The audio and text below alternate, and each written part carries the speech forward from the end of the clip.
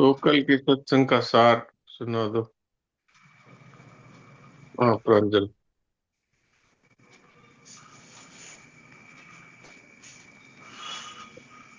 नारायण नारायण।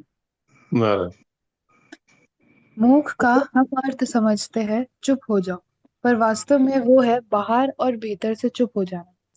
हम तो वास्तव में चुप ही है, क्योंकि आत्मा में क्रिया चिंतन हो ही नहीं सकता।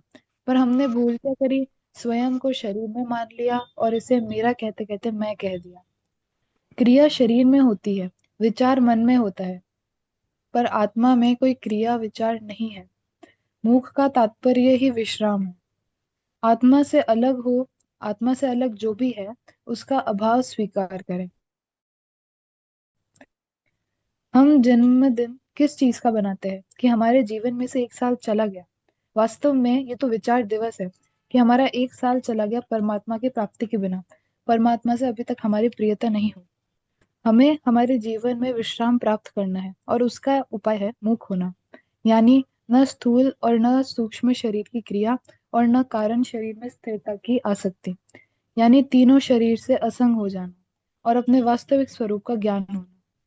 वास्तविक स्वरूप का ज्ञान ये बुद्धि या शरीर से नहीं होता।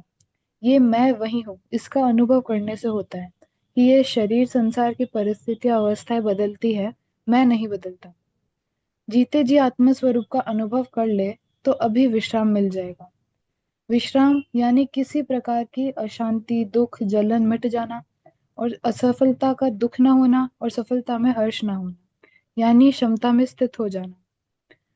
जड़ यानी वो ना खुद को जानता है ना दूसरों को जानता है। चेतन खुद को भी जानता है दूसरों को भी जानता है। जैसे शरीर है, वो खुद को भी नहीं जानता और दूसरों को भी नहीं जानता, पर हम खुद को भी जानते हैं और दूसरों को भी जानते हैं। हमने शरीर को ही मैं कह दिया, फिर हम स्वयं को समझते समझदार, पर संतों की दृष्टि में ये मूर्खता है। जाने हुए असत का त्याग। हमारा उद्देश्य पुस्तक पूरा करना नहीं है। हमारा उद्देश्य हमारे जीवन की पुस्तक में से असत मिटा देना ये है। जैसे विश्राम की बात पढ़ी तो पहले विश्राम प्राप्त करो फिर आगे बढ़ो।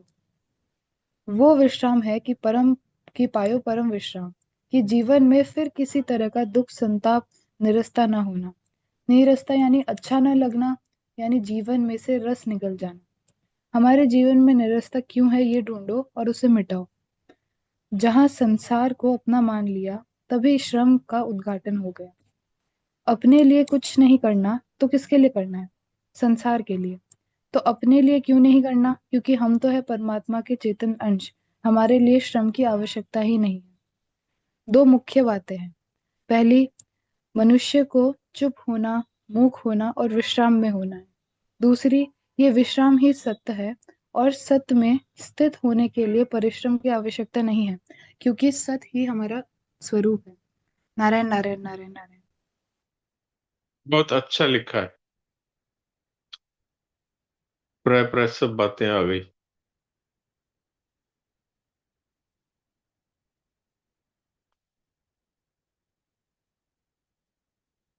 संतोष भाई, अब आपका नेटवर्क ठीक चल रहा है क्या?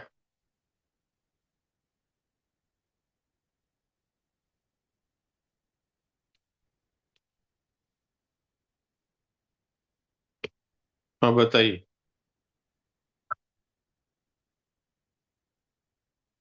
अब मैंने आपको बोलने के लिए ऑप्शन दिया है। हाँ, राम प्रणाम जी साहब। हाँ, अब तो नेटवर्क ठीक चल रहा है। हाँ, अब तो चल रहे हैं जी साहब।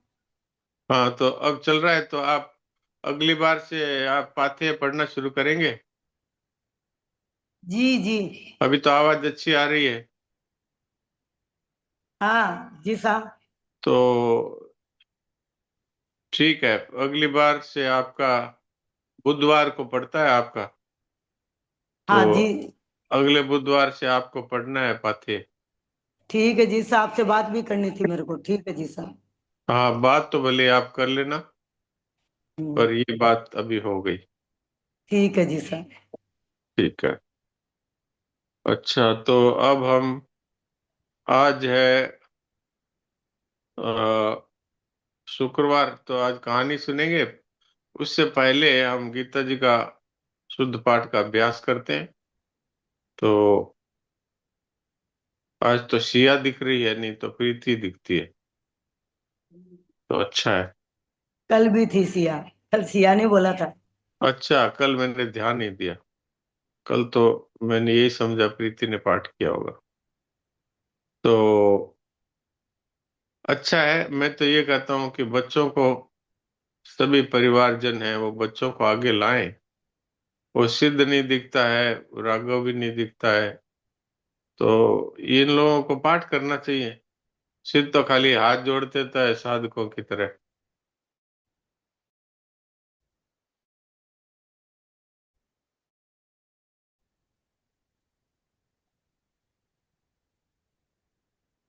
तो वो गुड्डू भी नहीं दिखती है झुंझुनू से। तो क्या हो गया, बच्चों को वैराग्य हो गया गीता जी से और सत्संग से। तो आज चौथे अध्याय का 15वां श्लोक है, मैं पढ़ता हूँ। आप लोग अपनी अपनी गीता में। राम राम जी सा 16वां। अच्छा, 16 है क्या? ठीक है, धन्यवाद, याद दिला दिया आपने। मैंने पढ़ा तो था, आपने मैसेज किया था, पर मेरे को ध्यान नहीं रहा। चौथे अध्याय का 16वां श्लोक। किम कर्मेति कवयोप्यत्र मोहिताः तत्ते कर्म प्रवक्ष्यामि यज्ञात्वा मोक्षसे शुभात्। किम कर्मेति कवयोप्यत्र मोहिताः तत्ते कर्म प्रवक्ष्यामि यज्ञात्वा मोक्षसे शुभात्। कर्म क्या है और अकर्म क्या है, इस प्रकार इस विषय में विद्वान भी मोहित हो जाते हैं। अतः वह कर्म तत्व मैं तुमसे भली भांति कहूंगा, जिसको जानकर तू अशुभ अर्थात संसार बंधन से मुक्त हो जाएगा। अब आप में से जो पाठ करना चाहें वो एंड्रेज करें, उनमें से कोई 2 या 3 व्यक्तियों को मौका मिलेगा। हाँ सिया, तुम करो। राम राम, प्रणाम जी सा। राम राम। किम कर्मति कव्योप्यत्र मोहिताः तत्ते कर्म प्रवक्ष्यामि यज्ञात्वा मोक्ष्यसे शुभात्। वाह, बहुत अच्छा किया।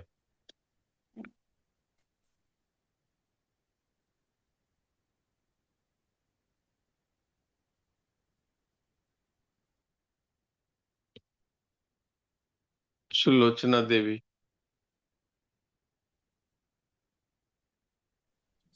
प्रणाम महाराज जी। हाँ। किम कर्मेति कवयोप्यत्र मोहिता कर्ते कर्म प्रवक्ष्यामि यज्ञत्वा मोक्षसे शुभात्। ये किम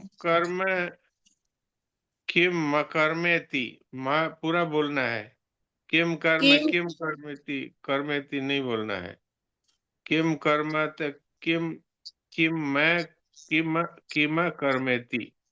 किम बोलने से इसका अर्थ बदल जाता है, इसलिए ये मैं पूरा बोलना है। किम कर्मेति ऐसा नहीं बोलना है। किम कर्मेति, मैं पूरा बोलना है। अभी बोलिए दोबारा। किम कर्मेति। फिर भी आप किम कर्मेति बोल रहे। किम कर्मेति नहीं बोलना है, किम कर्मेति। किम कर्मेति। किम किम किम कर्मेति। हाँ, मैं पूरा बोलना है।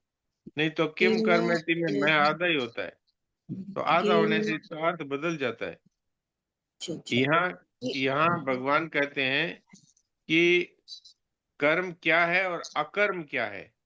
तो कि मैं बोलेंगे तब अकर्म बनेगा, कि मैं कर्मेति, तो किम अकर्मेति हो जाएगा। इसको जब हम किम कर्मेति को अगर कीमा कर्मेति बोलेंगे तो इसका संधि विच्छेद करेंगे तो किम अकर्मेति ऐसा आएगा।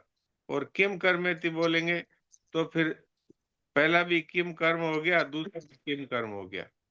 इसलिए मैं को पूरा बोलना है, ठीक है? आगे से ध्यान रखें। ये संस्कृत की बात है, आपके समझ में आई है तो ठीक है, नहीं आई है तो कोई बात नहीं। आगे से ये ध्यान रखें कि जो पूरा अक्षर है उसको पूरा ही बोलना है और आधा अक्षर है उसको आधा बोलना है।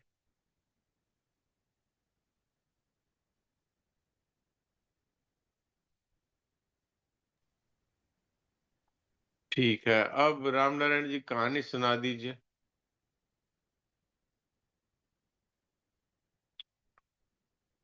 आप अपना माइक खोल लीजिए।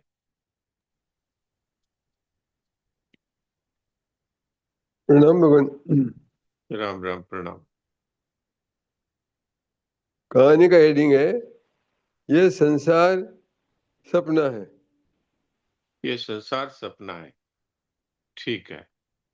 किसी देश में एक किसान रहता था। वह बड़ा ज्ञानी था, किसानी करता था। स्त्री थी, एक लड़का बहुत दिनों के बाद हुआ था। उसका नाम हारू था। बच्चे पर माँ बाप दोनों का प्यार था, क्योंकि एकमात्र वह नीलमणि जैसा धन था। किसान धर्मात्मा था, गांव के सब आदमी उसे चाहते थे। एक दिन वह खेत में काम कर रहा था। किसी ने आकर कहा कि तुम्हारे बेटे को तो हैजा हो गया। किसान ने घर जाकर उसकी बड़ी दवा दारू करी, परंतु अंत में लड़का गुजर गया। घर के सब लोगों को बड़ा शौक हुआ, परंतु किसान को जैसे कुछ भी नहीं हुआ हो। उल्टा वही सबको समझाता था कि शौक करने का कोई मतलब नहीं है। फिर वह खेती करने चला गया। घर लौटकर उसने देखा उसकी स्त्री रो रही है। उसने अपने पति से कहा कि तुम बड़े निष्ठुर हो, लड़का मर गया और तुम्हारी आंखों से आंसू भी नहीं निकले। तब उस किसान ने स्थिर होकर कहा, मैं क्यों नहीं रोता, बताऊं इसका कारण। कल मैंने एक बड़ा भारी सपना देखा। देखा कि मैं राजा हुआ हूँ और मेरे 8 लड़के हैं, बड़े सुख में हूँ। अचानक दूसरे राजा ने मेरे राज्य पर आक्रमण कर दिया और युद्ध में मेरे 8 पुत्र मारे गए। अब मैं स्वयं युद्ध भूमि में जाने के लिए घोड़े पर सवार हुआ और महल से निकला। अचानक ठोकर लगने से घोड़े के सहित मैं भी गिर पड़ा। फिर मेरी आंख खुल गई, सपना खत्म हो गया। देखा तो मैं चारपाई से नीचे गिरा हुआ हूँ। अब मुझे बड़ी चिंता है। अपने उन 8 लड़कों के लिए रहूं या तुम्हारे एक लड़के के लिए रहूं। किसान ज्ञानी था, इसीलिए देख रहा था स्वप्न की अवस्था जिस तरह से मिथ्या थी, उसी तरह जागृति की अवस्था भी बिल्कुल मिथ्या है। एक संसार तो एक सपना है। नारायण नारायण। वाह वाह, ये तो बहुत ही शिक्षाप्रद कहानी है कि इकलौता बेटा मर गया और वो तो रोया नहीं, किसान। और उसकी पत्नी ने ये कहा, तुम बड़े कठोर दिल वाले हो, देखो बच्चा मर गया, तुम रोते ही नहीं हो। तो उसने सपने की पूरी बात सुना दी कि मेरे 8 पुत्र मारे में। और जब जगा तब मैं सोच रहा था कि उन 8 पुत्रों के लिए रोऊं कि इसके लिए रोऊं। तो जिसको हम अभी सत्य मान रहे हैं वो भी वास्तव में सपना ही है, क्योंकि सपनों सो हो जावसी सुत कुटुंब धन धाम, संतों के ये वचन है। और ऐसी एक कहानी आती है, राजा जनक जी वो रात को सोए थे, तो उन्होंने सपने में अपने आप को एक देखा,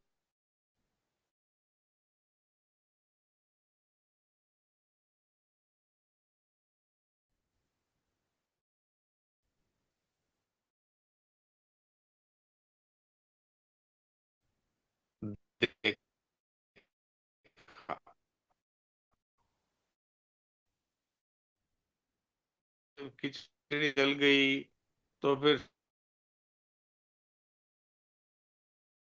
जनक जी की आंख खुल गई, क्योंकि वो खिचड़ी नीचे गिर गई और भूख से व्याकुल थे। और चील ने झपट्टा मारा तो वो आंख खुल गई। आंख खुली तो देखा कि वो तो पलंग पे सोए हुए हैं और वो तो राजा है। तो सुबह उन्होंने अपनी दरबार में बैठ करके ये कहानी, स्वप्न की बात सुनाई और कहा कि वो सच था कि ये सच है। दरबारियों से पूछा तो अब सारे दरबारी यही कह रहे यही सच है। तो उन्होंने कहा कि मैं तो भूखा था और खिचड़ी मिली तो मैं खाने के लिए झुका तो वो नीचे गिर गई। तो वो बिल्कुल सत्य की तरह ही लग रहा था। तो उनको संतोष नहीं हुआ इस उत्तर से। तो उसी समय वहां पर अष्टावक्र जी मुनि वो आ गए। तो उन्होंने सभा में देखा सब लोग चुपचाप बैठे थे। तो कुछ उनको देख के हंसने लगे। क्यों? अष्टावक्र जी 8 जगह से, तो उनको देख करके लोग सभासद हंस पड़े। तो अष्टावक्र जी ने कहा कि राजा जनक, मैं तो आया था कि ये विद्वानों की सभा होगी, पर यहाँ तो सब चमारी है। तो सब एक दूसरे की तरफ देखने लगे। तो बोले, राजा जनक जी ने कहा, महाराज चमार कैसे? कि सब तो इस शरीर को ही देख रहे हैं तो चमार ही हुए, चमड़ी को और हाड़ मांस को इसको ही देख रहे हैं। तो फिर उन्होंने कहा कि मैं इस प्रश्न का उत्तर देने के लिए आया हूं।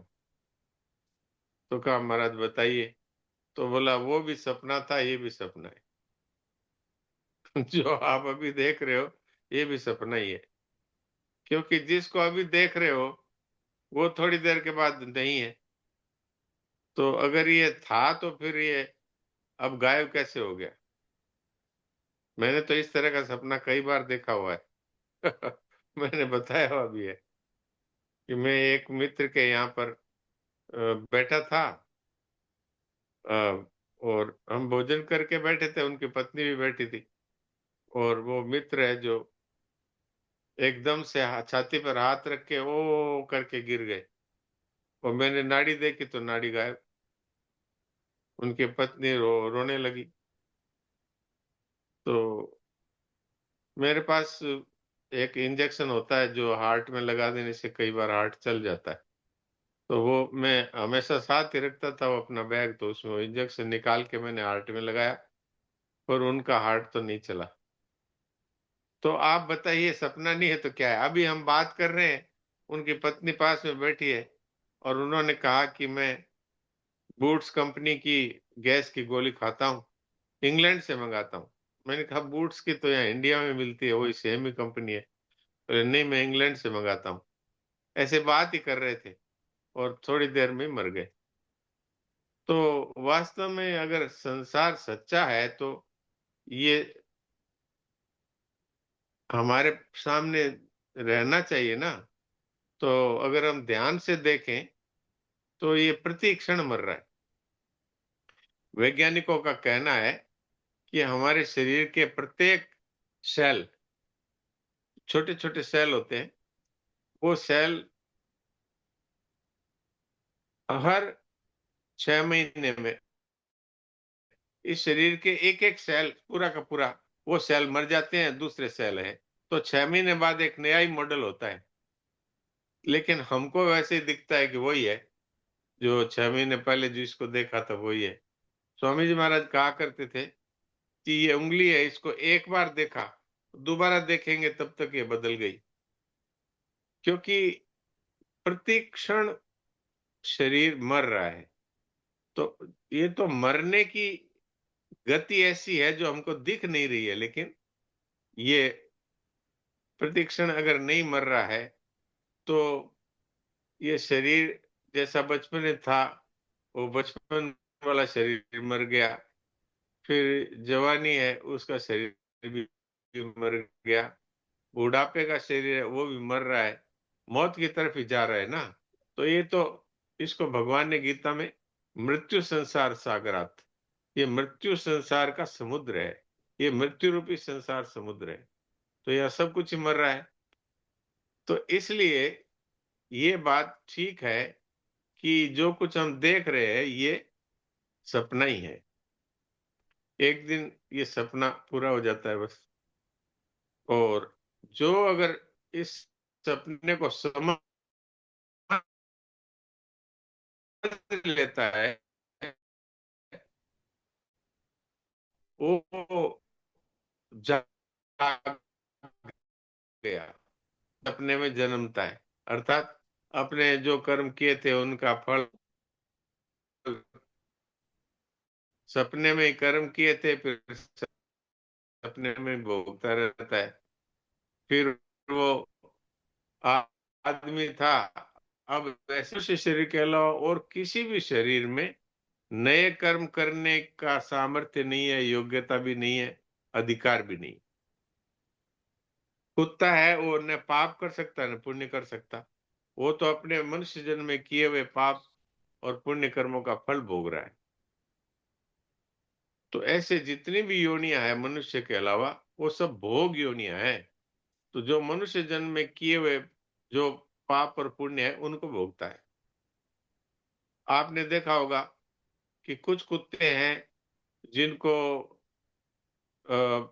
सोने के लिए अच्छे बिस्तर मिलते हैं और रहने के लिए एयर कंडीशन कमरों में रहते हैं और खाने के लिए अच्छे अच्छे भोजन उनको मिलते हैं।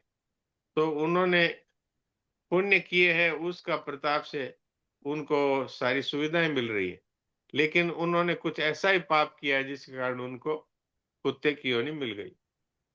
और ऐसे कुत्ते तो आपने बहुत ही देखे होंगे कि जो जिनके घाव हो गया और भटक रहे, जो भूखे मरते हुए भटक रहे, जो ठंड में और गर्मी में बाहर भटकते भटकते मर जाते हैं, नाली का पानी पीते हैं। तो ये पुण्य और पाप का फल भोगने के लिए मनुष्य के अलावा सब योनियां है। ये मनुष्य की योनि ये भोग योनि नहीं है। हम तो इसको भोग योनि बना लेते हैं कि भोगों में अपने आप को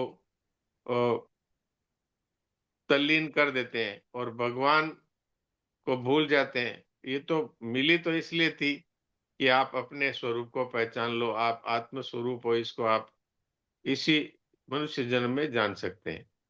आप कुत्ते गधे गाय को भी ये समझा नहीं सकते कि तुम शरीर नहीं हो, तुम शुद्ध बुद्ध मुक्त आत्मा हो, परमात्मा का चेतन अंश हो, ये नहीं समझा सकते। पर मनुष्य को अगर वो चाहे तो समझ सकता है।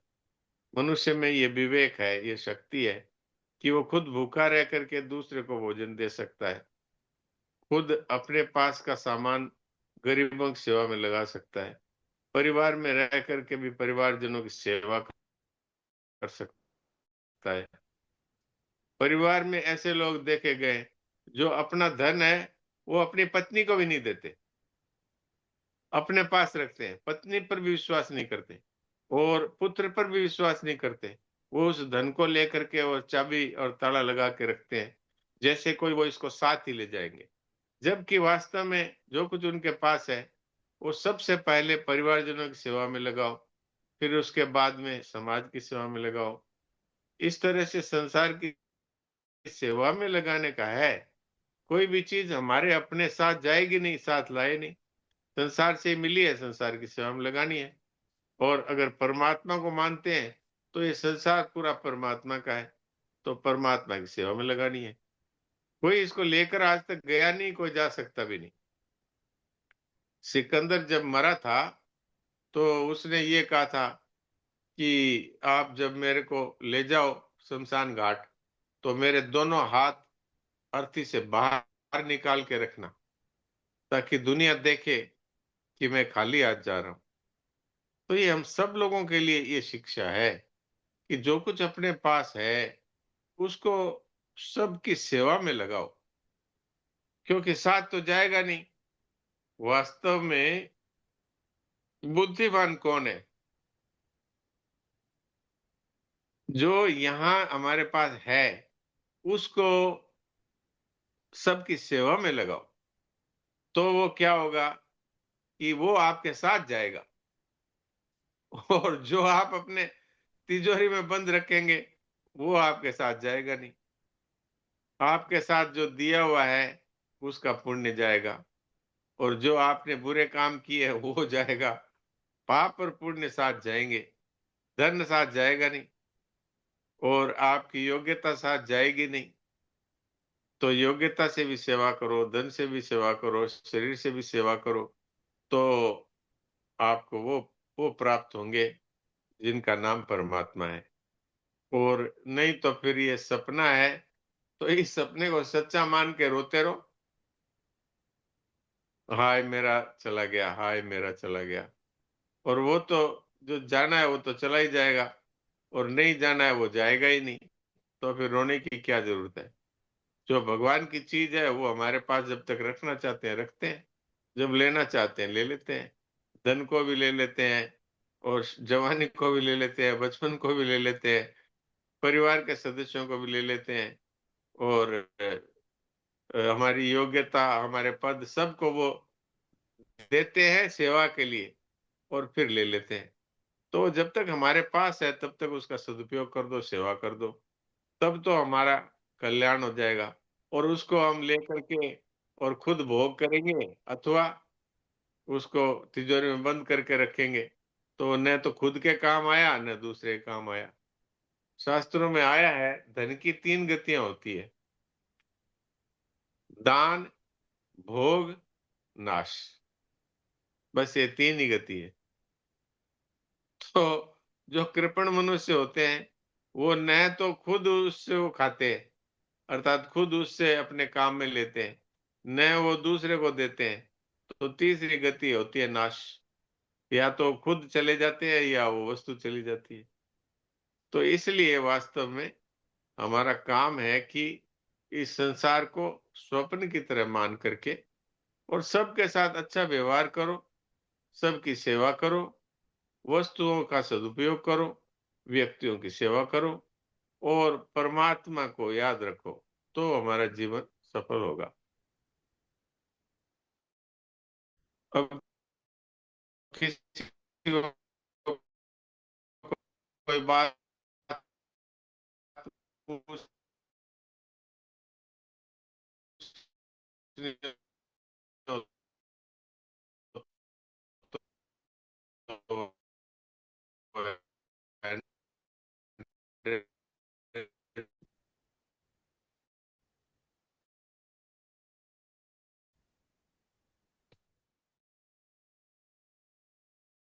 मकसद क्या है, पर जो हमारे छोटे बच्चे हैं उनको इस तरह की बातें कब किस एज में बतानी चाहिए या नहीं बतानी चाहिए? नहीं, उनको वो बातें बतानी चाहिए कि जो उनके प्रैक्टिकल जीवन में काम आने वाली है। उनको अगर ये गहरी बात अभी बताएंगे तो उनके ठीक समझ में आएगी नहीं। चाहिए, और हिंसा नहीं करनी चाहिए, और सबके साथ वैसा व्यवहार करना चाहिए जैसा हम अपने लिए चाहते हैं। तो उनको कर्तव्य शिक्षा देनी चाहिए, और अ, बुरा करना ये हमारे लिए नुकसानदायक है। जैसा हम दूसरों के साथ करेंगे वैसा कई गुना होकर हमारे साथ हो जाएगा। और ईश्वर के सम्मुख तो हमेशा ही रहे, ईश्वर का नाम जप करना, ईश्वर और की ईश्वर पूजा का करना, नाम ये लो, और ईश्वर है वो हमारे मालिक हैं, पूरी सृष्टि के वही मालिक हैं। इसलिए उनको मालिक समझ करके उनका नाम लो, और उनके कहे हुए जो सिद्धांत वचन। है उन पर चलो, ये समझाना चाहिए। थोड़े बड़े होंगे तब उनको ये बात बताई जा सकती है कि ये संसार वास्तव में सेवा के लिए है। ये किस क्षण हमसे बिछड़ जाएगा इसका हमें पता नहीं। धन चला जाएगा, शरीर चला जाएगा, योग्यता चली जाएगी, पद चला जाएगा। ये तो ऐसा है कि वैसे तो प्रति क्षण जा रहा है, पर कभी पूरा भी चला जाएगा। हमारे सामने एक आदमी है, आज है और 1 घंटा बाद नहीं है। और ये ज्ञान उनको स्वतः भी इसी हो तरह से सकता है पढ़ते पढ़ते, है ना, स्वतः भी हो सकता है उनको हाँ, बाद में। स्वतः हो सकता है, पर हमें मनुष्य जीवन में ये बेसिक शिक्षा बच्चों को जरूर देनी चाहिए कि झूठ मत बोलो, चोरी मत करो, हाँ बेईमानी मत करो, किसी का हक मत लो, किसी को दुख मत पहुंचाओ, किसी के साथ में दुर्व्यवहार मत करो, किसी को कड़वे वचन मत बोलो, किसी की निंदा मत करो। यानी कि बुराई का त्याग, ये तो बच्चों को सिखाना ही चाहिए। और वो बच्चे तब सीखेंगे कि जब हमने इसको जीवन में अपना लाना शुरू कर दिया। वो हमको ही देख के सीखेंगे कि हमारे पिताजी तो झूठ बोलते हैं और हमसे कहते हैं झूठ मत बोलो।